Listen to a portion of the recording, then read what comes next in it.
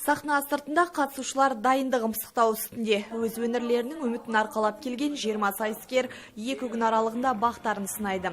Қостанай қаласынан келген Нұрахмет Махмұт аталмыш байқауға алғаш қатысып жатқан айтады.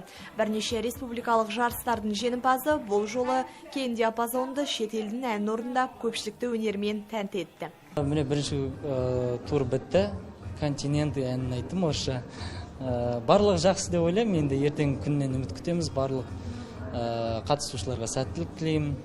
Жұлдыз 2018 байқауының мақсаты талантты жастарды анықтап, оларды шығармашылыққа, орындаушылық өнерге баулу болып табылады. Сайысқа 18 бен 30 жас аралығындағы өнерпаздар қатыса алады.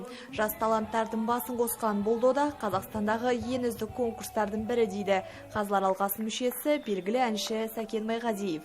Біз өнер саласында да байқаулардың көп болған жақсы. Неге десеңіз, бір академияның өзінен, бір консерваторияның өзінен, бір эстрада колледжінен, Чайковскийден, Алматының өзін айтатын болсақ, мыңдаған студенттер бітіріп кетеді. Солар өнерлерін паш ететіндей, жүзден жүйрік екен, мыңнан тұлпар екен көрсететіндей, шыңдалатындай, бір-бірін қайрайтындай, қанаттандыратындай, ортасын кеңейтетіндей бұндай конкурстар ауадай қажет деп ойлаймын. Жұлдыз 2018 республикалық байқауының 3-ші кезеңіне Қазылар алқасының шешімімен 18 орындаушы өтті.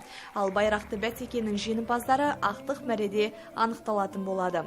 Айдана Дастан, Жанат Жақсыбаев, Лола Қалышева, Сарыарқа телеарнасы.